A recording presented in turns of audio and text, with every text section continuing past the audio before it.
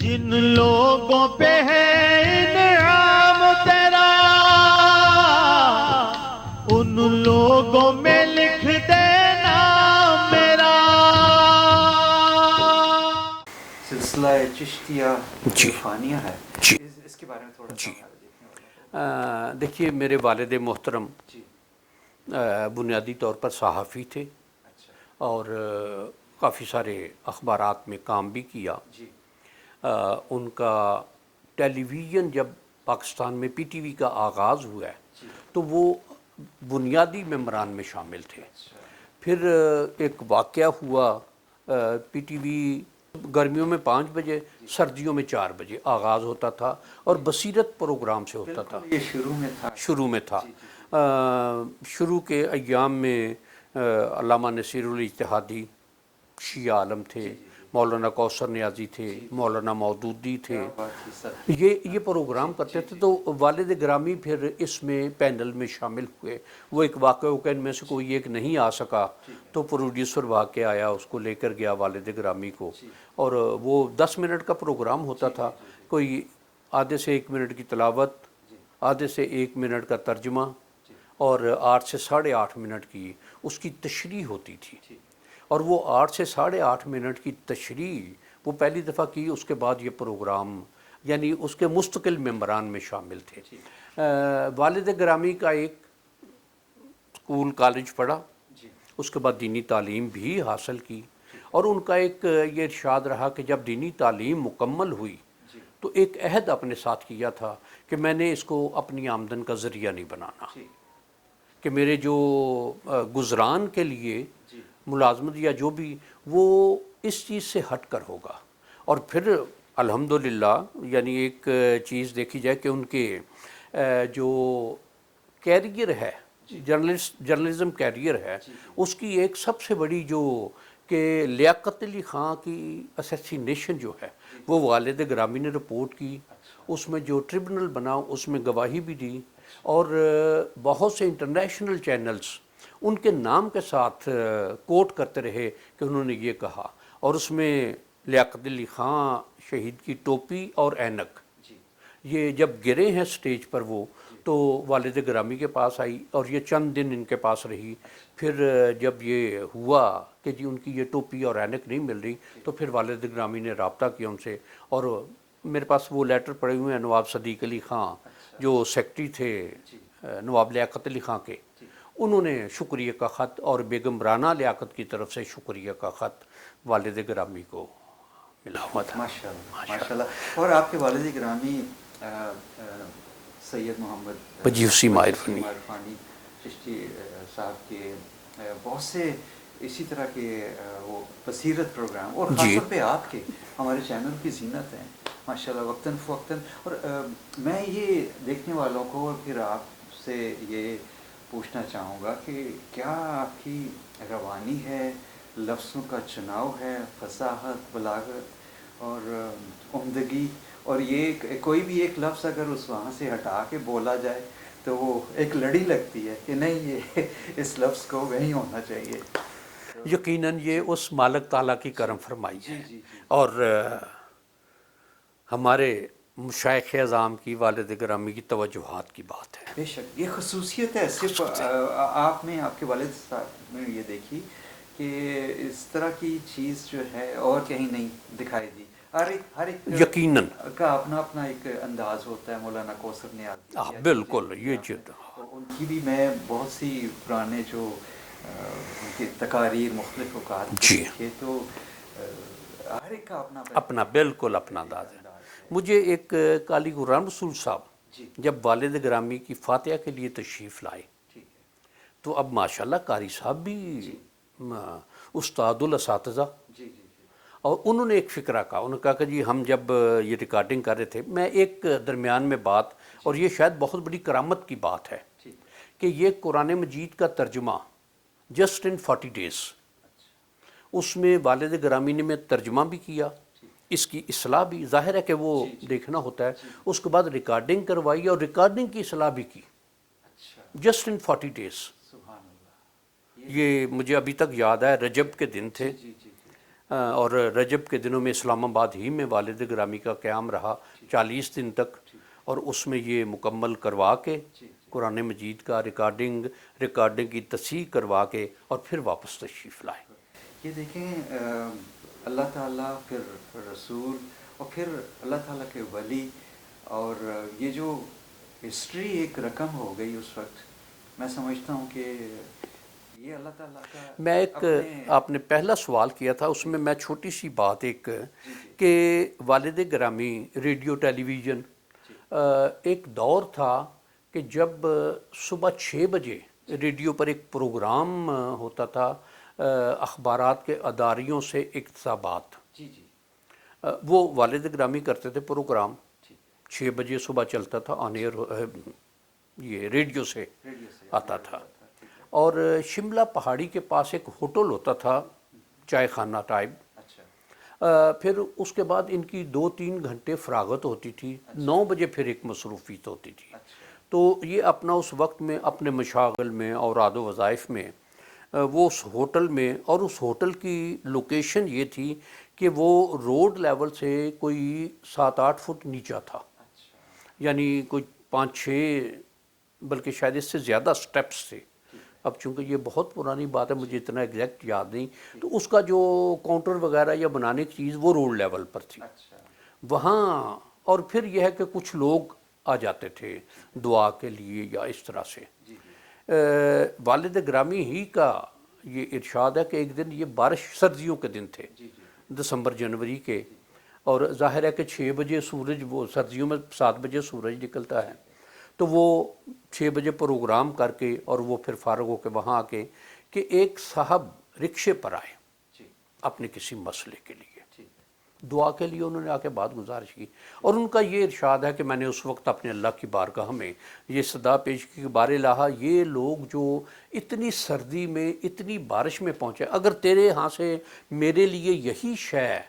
معین ہے تو مجھے یہ توفیق عطا فرما۔ اور پھر ماشاءاللہ یہ دیکھا کہ بہت کچھ، بہت سی کرامات، بہت سے واقعات ایسے کہ شاید بیان کرے تو لوگ کہیں جھوٹ بول رہے ہو، اس طرح کی باتیں۔ ماشاءاللہ۔ میں حضرت ایک بات عرض کروں، جمعے کے خطبے میں ایک ہمارے امام صاحب فرما رہے تھے، وہ جو انگلش میں بھی کہاوت ہے نا، A man is known by the company he keeps۔ یس، صحبت کی بات کریں جی بالکل، یقیناً۔ تو کہنے لگے کہ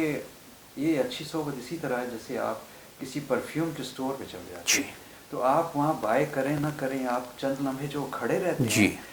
وہ مہک جاتے ہیں، بالکل خوشبو میں کھڑے رہتے ہیں۔ اسی طرح اللہ کے وہ خاص بندے آپ جیسے جو ہیں، آپ کے نام میں بھی حبیب ہیں ماشاءاللہ، تو ایک روحانی خوشبو محسوس ہوتی ہے سب کو کہ، اور ہم خوش قسمت ہیں کہ آپ جیسی ہستیوں سے ملتے ہیں اور آپ کے بزرگوں کے بارے میں بات کر رہے ہیں، سن رہے ہیں۔ اچھا، سلسلہ چشتیہ کی جو بنیاد ہے، جی، یہ دیکھیے والد گرامی کی بیعت جو ہے وہ اجمیر شریف میں ہوئی، اس سے پہلے مختلف جگہ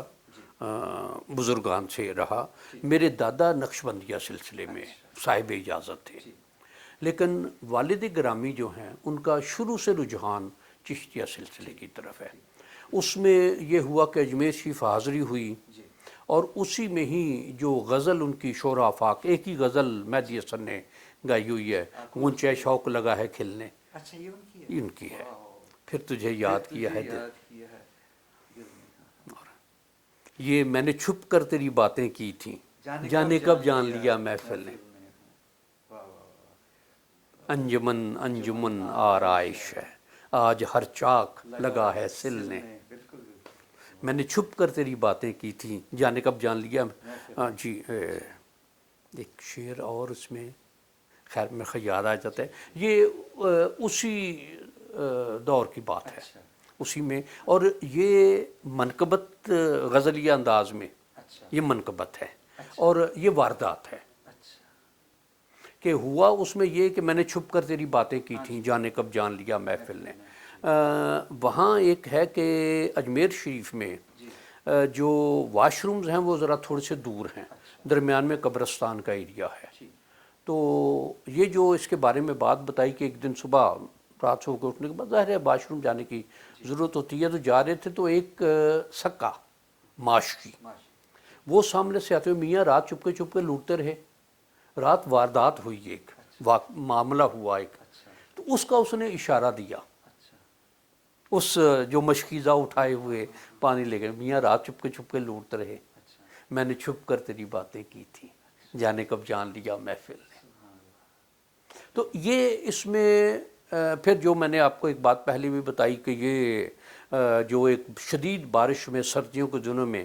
تو یہ کہ بارے لہا اگر یہ تیرے ہاں سے میرے لیے یہی شے معین ہے تو مجھے یہ توفیق عطا فرما۔ اور پھر الحمدللہ کہ مصروفیت کا ایک عالم کہ محفل بھی لینی، ریڈیو، ٹیلی ویژن، لکھنے کا، پڑھنے کا، یہ کام بھی چلتا رہا۔ اب یہ قرآن مجید کا ترجمہ ایسی، اب آپ اندازہ کر لیں کہ 40 دن میں کسی کو کہیں کو یقین ہی نہیں کرتا۔ مثلا مجھے ایک تسلیم صابری صاحب ہمارے ہاں بہت بڑا نام ہے، مجھے انہوں نے ایک بات بتائی کہ کن کا ترجمہ پڑھا، انہوں نے مجھے نہیں پتا، انہوں نے کہا جی میں نے ترجمہ صرف ایک پڑھا کسی کا، مجھے 6 مہینے کراچی سے نکلنا نصیب نہیں ہوا۔ تو یہ کس طرح سے کہ وہ فی البدی روز ترجمہ کرنا، اس کی تصحیح، اس کو ریکارڈ کروانا، ریکارڈنگ کی تنصیح، اور پھر ساتھ کے ساتھ یہ بھی رہا کہ دوستوں سے ملاقاتیں بھی رہیں۔ واہ سبحان اللہ۔ اور یہ 30 سپارے، خالی ایک سپارہ بھی آپ لے لینا جی تو وہ بھی بڑا ٹائم لیتا ہے، بہت بالکل، اور واقعی ایک معجزے سے کم نہیں ہے، یہ اللہ تعالیٰ کا انعام جو ہے، انعام بالکل خاص لوگوں پر بالکل۔ اس طرح ہوتا ہے۔ تو حضرت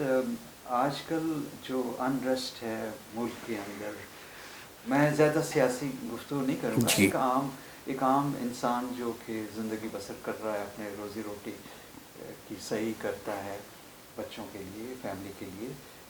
لیکن ملکی حالات ایسے ہیں کہ بہت سی اسے پریشانیوں کا سامنا ہے، اور پھر سیاسی دباؤ مختلف پارٹیوں کے ایسے کہ وہ بعض کا ان سے ڈیمانڈ کرتے ہیں کہ نکل آؤ سڑکوں پہ، یہ کرو، تو اس دوران اگر وہ کوئی نقصان بھی کر رہے ہیں تو اپنے عرض پاک یقیناً وہ اس کا نقصان کر یقیناً دیکھیے میں ایک بات گزارش کرتا ہوں کہ جو حضرت عمر فاروق رضی اللہ تعالیٰ عنہ کا ارشاد مبارک ہے کہ ظلم کا نظام چل جاتا ہے، ناانصافی کا نظام نہیں چلتا۔ اور اس کو ایک دوسری بات چرچل کے حوالے سے کہ سیکنڈ ورلڈ وار میں جب چرچل سے کسی نے سوال کیا کہ برطانوی فوجیں شکستیں کھا رہی ہیں، تو اس نے ایک سوال کیا کہ کیا ہماری عدالتیں انصاف کر رہی ہیں؟ اب جنگ کا اور انصاف کا کوئی ریلیشن نہیں نظر آتا، لیکن جب اسے یہ کہا گیا کہ ہماری عدالتیں انصاف کر رہی ہیں تو اس نے کہا کہ مجھے پھر کوئی فکر نہیں ہے۔ اب ایک شے دیکھی جائے ہمارے ہاں، یہ میں ایک بات کہوں گا کہ ادارے جو ہیں وہ ٹھیکوں پر دے دیے گئے ہیں پیسے۔ اب ایک ہمارے ہاں موجودہ حکومت کے حوالے سے کچھ بے شمار باتیں چل رہی ہیں کہ یہ پیسے خرچ کر کے حکومت لی گئی ہے، اس میں مختلف یہ مبینہ باتیں ہیں،